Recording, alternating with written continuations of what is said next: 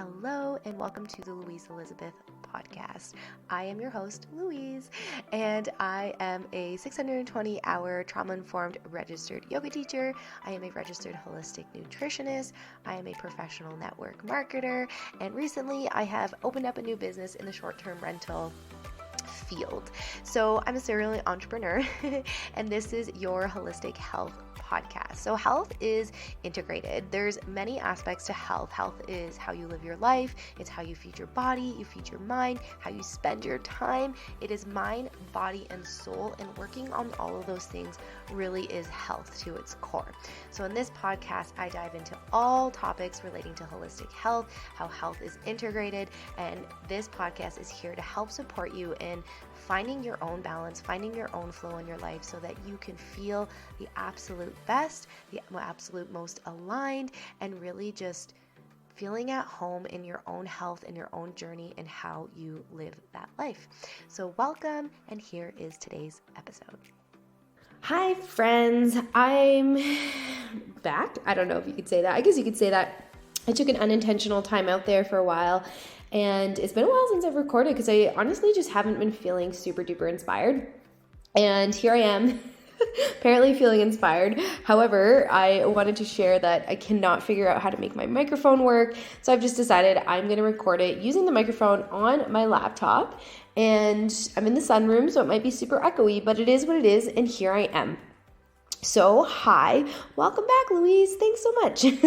I'm super stoked to be back. I have some things that I want to share with you, a challenge I want to share with you, and I'm actually going to dive into my story today. So I know that I've done that in episode 1, but that was like, oh my God, I think it was like 2 or 3 years ago when I launched the podcast. So it's been a while. I know that when I find a podcast or it's newer to me, that I will actually usually start with kind of the newer episodes. And if I find it interesting, then I kind of will start going back to older episodes. So if you're newer here or you haven't heard my story before, I wanted to share it with you today, but also the intention behind it is because I wanted to share a 10-day challenge that I will be starting next week. So when you're hearing this, it'll be Monday, Monday, May 8th, and the challenge will start on Monday, May 15th. So I'll share a little bit about that at the end of the episode.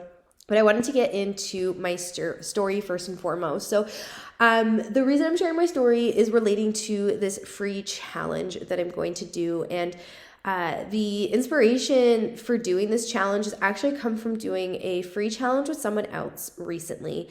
And I gained so much value from this free challenge that she did. And something she said in it of why she was finally hosting a free challenge but never had before. She used to have this fear that if she gave away too much, that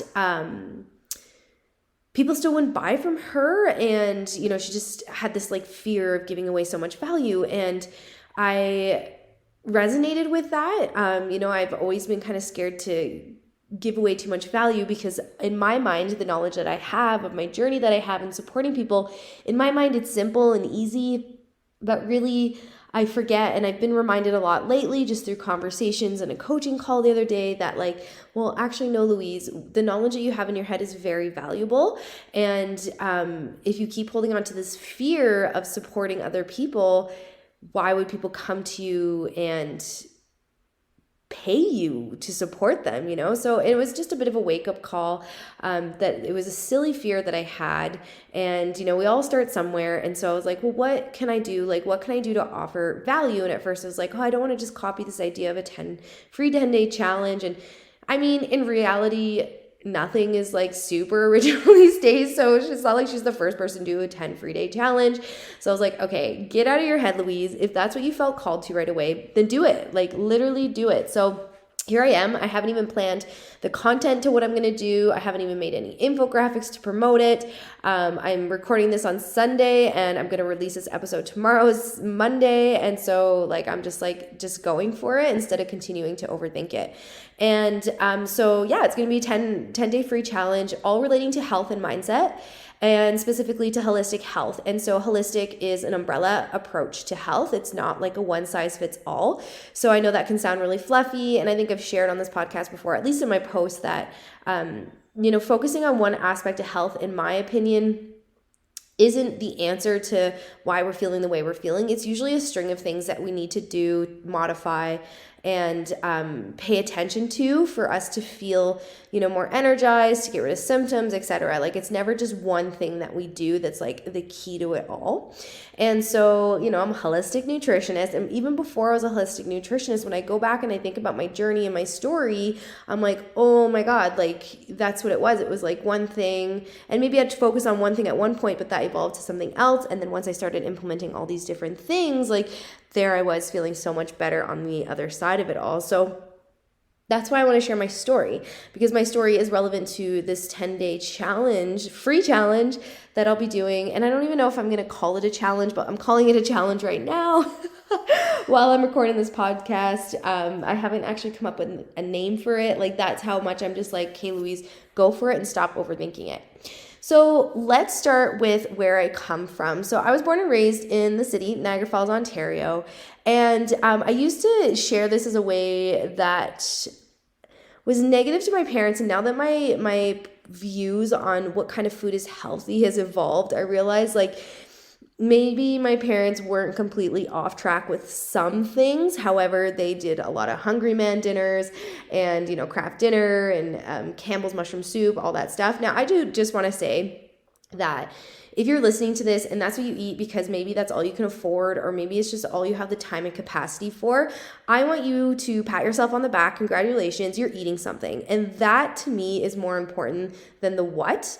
Obviously the what is important, but if it's going to be eat nothing or eat Kraft Dinner, eat some freaking Kraft Dinner, please. Okay. So anyway, that's, where I come from. My parents did a lot of meat, potato, veggie. And, I look back and I'm like, actually it wasn't that bad. It was just like their generation comes from a time where Hungry Man dinners, that generation. So I'm 89. And that generation was really promoted after the whole housewife era. Now we had the working mom era. And so you had two parents working 40 plus hours a week. So that very much the marketing towards my parents and their generation was like easy, convenient meals, right? So it makes sense that they had the Hungry Man dinners and microwaving things and whatnot. Now, the part about my childhood to share is, my dad had a drinking issue all through my childhood, and things happened in my household that was in retaliation to it, but my mom was her own woman. She made her own decisions. But anyway, I just want to say that as we got older, it came down to me cooking some meals, a lot of dinners. And the food was always in the cupboards, but there wasn't necessarily someone cooking the food. Luckily, I played rugby. So playing rugby, obviously, I had quite the appetite. I mean, any growing child has an appetite, but I especially did from rugby in high school. So a lot of times I was making dinner for my sister and I, and a lot of times it was macaroni and cheese and Campbell's mushroom soup. I wasn't cooking these elaborate meals when I was younger. So in my teen years, I started eating a lot of processed foods. My parents, I don't want anybody to think I'm shitting on my parents, by the way. I'm just trying to give some insight into where I come from, because sometimes people say, well, you don't understand, because I've been on this journey for over a decade. So a lot of the people in my life now don't know a different Louise. But I come from parents who, alcohol was pretty normal. I mean, I know that that's quite common. Both of them were heavy chain smokers. My grandma was a heavy chain smoker. My uncle, still to this day, the mindset there is you get older and that's just what happens. So you start feeling like shit, or you have less energy, or whatever it is. They didn't exercise on the weekends. They went to the bar. After work, they sat on the computer, smoked cigarettes. It wasn't like an active household. I'd never been camping as a child. We did have a cottage growing up, and it was the most beautiful place in the world. But you took a boat to get out there. So we did do some fishing, but really, I don't know where this adventure fueled woman came from. But I actually listened to a training, I don't know, I want to say in December, actually, I do remember now. And the woman who was sharing, she was saying, talking about your brand for social media. And she was like, what were you like as a child? And I just remember that I was always climbing on stuff. I was always falling off of stuff. I was always adventuring in the neighborhood. And I was just always keen to get out and explore things, which is hilarious because my parents were the opposite. As adults anyway, I don't know what they were like as children, to be 100% honest with you. I do know that my dad was quite the high school athlete, and I do know that my grandpa did get drafted for the CFL, but because he got an injury, a head injury, and also wanted a family, he actually didn't pursue that. So I do come from some athletic people. However, I didn't grow up like with my parents being active. We weren't put onto any sports team. I know I said I played rugby in high school, but that was a choice thing. I saw a poster one day and went and tried out. But like in elementary school, like we didn't do any sports. I didn't make any of the sports teams in elementary school because all the cool kids did. And let's be honest, I wasn't one of the cool kids. So I just wasn't like super in like sports and things, but I was definitely drawn to running around my neighborhood and going for adventures. And anytime my sister and I would like play games and pretend to be whatever, it was always adventures. But honestly, I don't know where that came from. Like, so, obviously something inside of me, but I didn't really learn that from anybody in my environment that I can pinpoint at this point in my life anyway. Like, I really can't. And so anyway, that was kind of my childhood in a nutshell. And so here I am, I've graduated high school, I did a victory lap in high school, and really the environment, even with rugby, it was like drinking beer after games, and I wasn't really surrounded by people eating healthy things. Like I would eat McDonald's and Arby's a lot, and I loved their like chicken. I said that to someone recently and they're like, ew, Arby's. I was like, their freaking crunchy chicken sandwich was so yum, and curly fries. Anyway, I ate a lot of Subway. My circle of friends at the time like to go out and drink. So that was it. I had rugby practice twice a week and a game. So I was like pretty chonky. I just didn't have any people around me. Like health wasn't really a conversation that I had with people. Hanging out with the girls and drinking, there was a lot of gossiping. The clothing store I worked at, there was a lot of gossiping. So I just wasn't in that environment. When I was 19, or I did do 1 year of university, and even that was very similar. That's where I put on a lot of weight, eating residence food. I was drinking so much iced tea, but I still had this really logical side to my brain. Like if someone said something and my brain kind of my brain would register that information and process it as it was. So for example, I remember going to a talk in university, and I don't remember what the talk was, but I do remember someone saying 1 can of iced tea, you're drinking a teaspoon, I think, or a tablespoon of sugar. I forget, but I do remember them holding, either way, a teaspoon's still a reasonable amount or an outrageous amount. And she was holding it. I think I might sneeze, but she was holding it. And I remember looking at that spoon being like, oh my God. And I was drinking like 2 or 3 or 4 iced teas because you could just refill the fountain pop with your resident card or whatever. And I just remember looking at that, and like I stopped drinking iced tea on the spot. Like it literally stopped on the spot. So I've never really had like a concept of health, but things like that, my logical brain would be like, oh my God, and process it as it was. So that was me in my teens, in my early 20s, actually before I moved out west, I was doing all those things, and the people I was around, just, it wasn't a conversation. And honestly, like the people I think about who I was spending the most time with back then, maybe 1 or 2 of them might be health conscious now, and I'd really have to go creep them on Facebook because I don't have any, I don't really keep contact with them, but a lot of them are still drinking. A lot of them, health just doesn't matter to them. A movement isn't really a priority.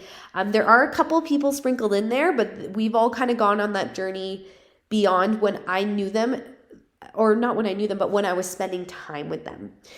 So I remember being 19, and I had this thing where I was obsessed with losing weight because I felt like I was pretty chonky. I couldn't tell you how much I weighed, but I was chonky.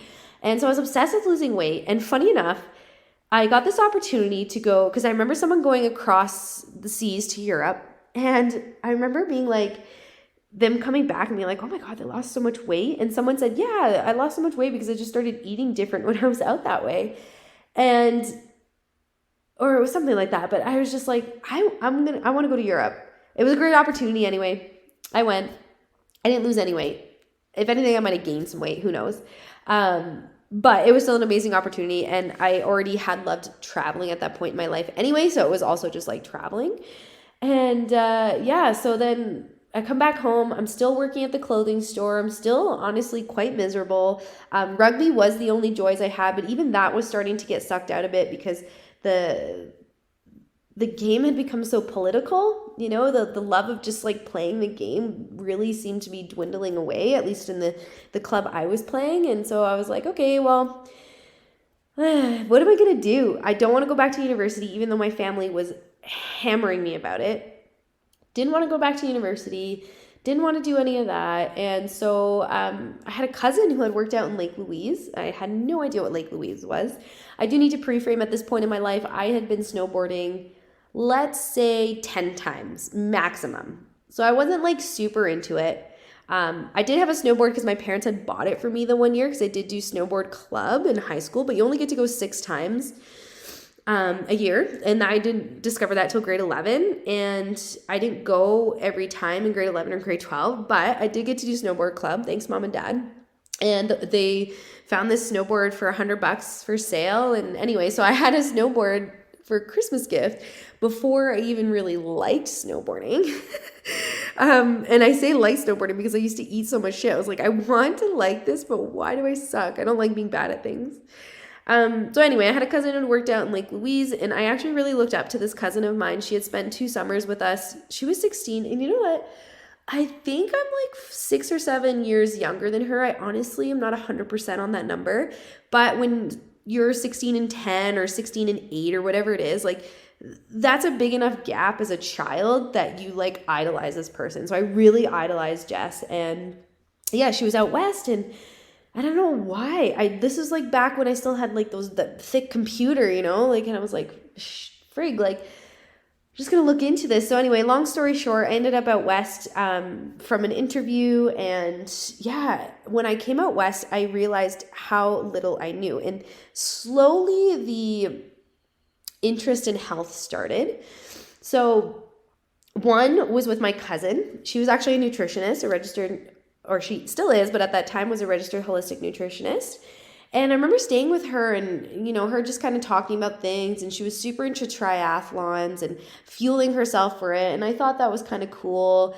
And again, I really looked up to her. And then I remember getting out to Banff, and I shop at like No Frills and IGA. If you're from Ontario, you probably know what I'm talking about. I don't know if they have them out west here. And she made everything from scratch. And I remember going to the store and I was like trying to read the labels, and I was like confused. A lot of these brands were very new to me. I didn't know what natural meant. I didn't know what organic meant. I was like really like looking at these labels and kind of confused, right? Because I'm trying to buy, say, ketchup, just for lack of a better thing to use an example. But I'm like trying to buy ketchup. There's like 16 different brands, and one says natural, one says no salt, one says no fat, or whatever. And I was just like, what do I choose? Literally, what do I choose? Like, I had lived away from home in residence, and I'd traveled a bunch, but I like either lived at home or with my grandma. And like, I still bought some groceries, but like they bought all those things. So I was like, shit, I don't know what any of this means. So I remember texting my cousin and asking her, and I was like, is there somewhere I can learn? Because like, it wasn't just like a couple things at the grocery store. There's a lot of things. And, you know, instead of having to text her all the time, and I like learning like that. Like, I do like studying and reading and whatnot. And yeah, I texted Jess and I was like, hey Jess, like, what do these mean? Like, what do these freaking mean? Like, I don't know. And like, how can I learn? And so she basically was like, well, there's 1 of 2 things you can do.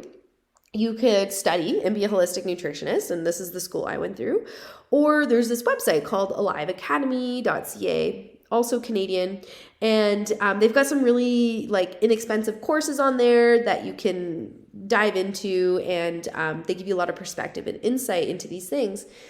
So I was like, okay, cool. So I started with Alive Academy, and they had like an introduction to or like fundamentals of natural health or something. So anyway, I didn't do it right away, but it was on my forecast. And so eventually I did it, and, you know, I did this fundamentals of health course, and then I hurt my knee snowboarding, so yoga came into my life, and it was just all these little things. So there's that, the knee injury, yoga, doing my first outdoor yoga hike, which I think I shared on an episode recently when I talked about like choosing a yoga teacher training. And yeah, it was that. And then I realized if I was physically strong for snowboarding, like I was doing better at snowboarding. I realized like eating more food, I felt better. Eating more food, I felt stronger for snowboarding. Again, it all revolved around snowboarding at the start. You know, like if I was hungry, I was more grumpy, like just little things like that. And I was eating more food, and I had started losing weight without even thinking about it. And so I kind of just like on accident was on this weight loss journey, and I had no idea. On accident, I discovered this yoga where people just like started wanting to be happy. And so that's where I started diving into the mindset side of things. So for me, my yoga teacher training, that first one, like a big chunk of it was physical for me. It was really about like, learning the posture names, learning how to sequence, learning like really how to be a teacher and the philosophy side of things. I was engaged in some of that. And I do remember thinking like, oh my God, like there's nothing wrong with me. Like when we learned about like the human ways, and it's actually really interesting that this ancient text knew about like typical, like knew what neurological pathways were before they even had a name for it. And you know, the vrittis and the breaking of it. And anyway, so I remember being like, okay, cool. I'm not alone, but I didn't really like process as much as the philosophy stuff because I was really there. Like all of it was brand new for me, but especially the physical side I was super drawn to because that was why I started yoga in the first place. That's not to say I didn't take in any of the other philosophy, but I really like what really stuck with me was the physical side of things. So I organically over time started to dive more into the mindset stuff. So it was like the physical, and then I started to dive into the mindset stuff. And one thing in particular that really stood out to me, and I think I've shared this before, but I'll share it again, a book called The Brain That Changes Itself. And I remember reading that book and having a moment where I was like, wait a minute, people who normally have strokes are told, well, you're SOL, like you'll be lucky if you gain function again, you know? And reading this book where they had developed all these things using neurological pathways and the way they work, where people were gaining almost 100% function back when they were told they would never do that again. Or like kids with like severe learning disabilities, I don't know why I struggled with that word, learning disabilities in the traditional sense, we're all of a sudden learning really quickly and really fast as well. And so I remember reading that book, or like the phantom limbs syndrome and people getting rid of that itch or that pain that's been there for years. And I just had this moment where I was like, oh my God, like if someone can retrain themselves to use body parts that they never used to do it again, like I can literally change my mind. I can change the way I think. You know, at that time in my life, from being bullied for so long and also insecurities and all these things, I used to meet people. Literally, I would meet people and it would cause me so much, like, it would be so uncomfortable for me. But in my mind, this defense mechanism that my ego and myself had created from being bullied from people who were supposed to be my friends, by the way, I had this defense mechanism where I would literally meet someone new and think in my head something about them that I didn't like. And what it was my brain saying, okay, they're up on this pedestal. I need to bring them down to where I'm at. And I hated it. I hated it so much. I hated it that I felt insecure in my relationships, like my friendships, I should say. I hated that I'd meet new people and think these awful things. Like, I'm not a mean person, you know? And so that was like the thing that I like really stuck out to me. And then I went on this journey of being like, okay, I am going to change that. So every time I meet somebody new, I would think to myself something that I really liked about them. And then as that progressed along, I would actually challenge myself to say that out loud to them. So that was like the moment where it really clicked that it could change. And then all this other yoga philosophy stuff really started to sink in differently. When I did my 300-hour teacher training, that started to sink in differently. And so it's really just been something that over the years I've been on this journey.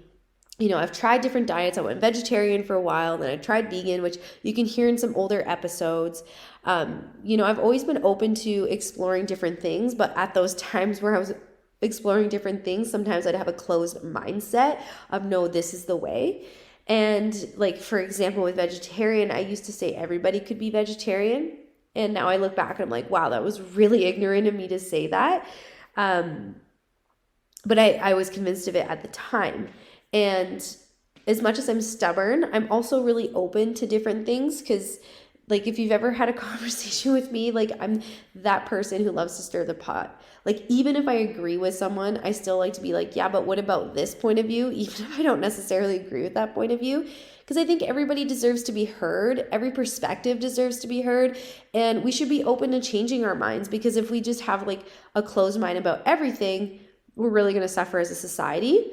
And so it was one of those times where I just like, when I started my holistic nutrition studies, I had it in my mind that I'm going to learn what the healthiest diet is in the world, and it's going to be vegetarian. And then I realized and it took me a while to kind of process that, because I am such a logical masculine way of thinking, that there isn't like an ideal diet. Like, there is no healthy diet, the healthy diet. There is an ideal diet, but even that fluctuates with each person. And then it took me so long to process it. But once I kind of started to process it, and once I started to process like why I'd become vegetarian and all of that, and kind of opened up my mind, it just kind of clicked one day, like, oh, I'm going to go back to eating meat actually. So I've tried those things, I've tried intermittent fasting. I've tried all the different things, especially as a holistic nutritionist, and all these different fads that come into the health world. And I'm going to call them fads, because a lot of them are fads, and a lot of people do it because people just say, this is the healthy way. Well, you know what? There is no, this is the healthy way. There's actual multiple ways to be healthy that aligns with you. So, but for a long time, I thought that there was an answer. I was like looking for it. I was like looking like, where can I follow? Where is the way, just to realize that there is no way. Just to realize that there's, multiple ways to move your body. There's multiple ways to feed your brain. Everybody has different values. And so that's where health gets complicated and simple all at the same time. Complicated in the sense that there's no like blueprint to follow, or I shouldn't say blueprint, but there's no like step-by-step manual. This is how you are healthy. But simple in the sense that the blueprint, so the actual like core of how you're healthy, is inside. Like, you have the answers inside. It's eating things that are real. It's moving your body in a way that you actually enjoy.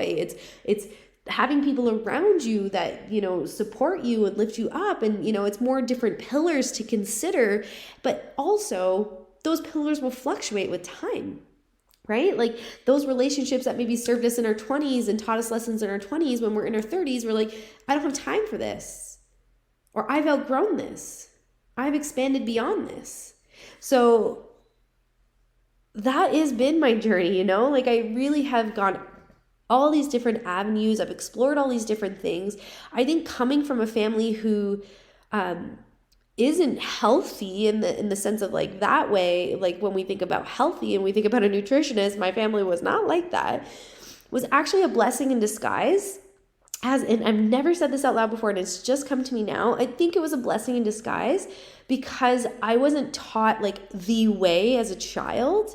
And so I've had to explore it myself. I've had to explore it on my own. I've had to dabble in different things, and it almost makes it easier, because it wasn't like, well, my roots, my family told me this is how it is. So I don't want to break those roots and dishonor my family. Hopefully that made sense. So I think actually that's been a blessing in disguise, saying that out loud. And so I've been on this journey of just trying these different things and realizing that there is no one size fits all. There is no one answer to health. There is no like tangible list of this is what you must do. If you're a woman, if you're a man, that list will change. If you're a menstruating woman, if you're a menopausal woman, that will change. If you're a pre-pregnancy, pregnancy, postpartum woman, like that will change. Your life, where you live, that will change. what you do for a job, that fluctuates all the other things. Like, it's so, like, your journey is so dependent on your lifestyle, and your lifestyle is so independent to you, it's unique to you, I should say. So that's why I wanted to create this challenge, so that you could hopefully open up to those different ideas, so we can stop overcomplicating health, because health isn't complicated. It's not meant to be complicated. It's not meant to feel overwhelming. And if it does, it's time to take a step back and kind of reprocess what you're doing. And a big part of this challenge, we're going to focus on a lot of mindset things. So yeah, I'm going to give you some basic stuff, some basic facts. I'm going to give you some things to do, but really we're going to focus on the mindset thing, because your thoughts create your reality. And if you think, I can't do this, or I'm too old, or I'm too this, I'm too that, that is going to be the truth of it. But if you say, I'm open to change, I'm open to trying, I would love to try something new, I would love to switch up my routine, or start using language instead of being like, I should do this, to I want to do this, or I would love to explore this, or I would love to try something new, or I'm new, or I'm tired of feeling this way, or I'm tired of being tired, like that is really gonna make a huge difference in how you feel. So this 10-day challenge is not meant to be overwhelming. What it is I'm going to go live every day in a Facebook group, and I'm going to give you a topic that I'm going to talk about, and then I'm going to give you tangible things to do, because I want you to go and implement those things. I'm going to do the first 5 minutes of the live on Instagram as well, and then direct everybody to this Facebook group. And then I'm also going to record a podcast at the same time as going live. Now, I won't release them back to back right away. What I will do is, next week, you'll get day 1 as a podcast episode. And then you will get day 2 as the week after. Sorry, not day 2 as the week after. The week after, I'm going to do a different topic. But what will happen is, once the challenge is done in the Facebook group, so it will take 2 weeks, 14 days, I will actually release all the podcast episodes back to back, because I do want it to be on Facebook. Yes, I do want to see comments, and I do want it to be interactive, and I do want to have a Q&A as well, but also I want people to be commenting and engaging and sharing their journeys, because sometimes we can feel really alone on our journeys, especially if that journey is different than your network, for example, or if you're like, okay, I want to start eating more whole food, but your partner's just like still super into processed foods. It's hard, right? Like, what are you going to do? Start cooking 2 meals? Honestly, probably. Or you tell your partner, be like, okay, you know what? If you want to eat that way, that's cool. You cook your dinners, I'll cook my dinners. And you just start cooking separately. And you might find that your partner will change the way they want to eat if all of a sudden they have to cook their own. If that's the at-home situation. Anyway, so stay tuned. Next week on the podcast, I will have day 1, but make sure you message me ASAP to gain access to the Facebook group. And actually, maybe I'll make it a task of mine tonight so that it's in the show notes, so that you can go and click and join. But if for whatever reason, if you're listening to this like on the app like Spotify or whatever, and you click it, it might open up Safari, which might make it a pain in the butt to join the Facebook group. So just make sure you message me, Louise Upton, or I am Louise Elizabeth on Instagram. Also, I'll put those in the show link notes, and say that you want to join the challenge, which tomorrow, I promise I'll have a name for it, but right in this moment in time, I do not. So anyway, thank you so much for listening wherever you are in the world. I'm stoked to be back. I've been wanting to come back and record podcasts for a bit now, but I just haven't been overly inspired, to be 100% honest. I've really been focusing on my own journey and, hosting a yoga immersion and moving and all of these things that I was like, you know what, when the time is right to come back, I will come back. And, right now the time just felt right to come back, coming out with this challenge, coming in fresh, coming in re-inspired, coming in excited to talk about all the things, holistic health specific. So, that kind of goes all over the map between mindset and whatnot. And really just bring you some quality things that you can listen to and actually gain some insight to. Podcasts have been kind of been my savior the last little bit with cleaning specifically. I've been loving listening to them again. And so if I can be in your ear and be some sort of positive thing that you listen to and it do something for you, that makes me so happy. So anyway, that's it for me today. Thank you so much for listening, and have a beautiful day wherever you are in this amazing and beautiful world of ours. Bye.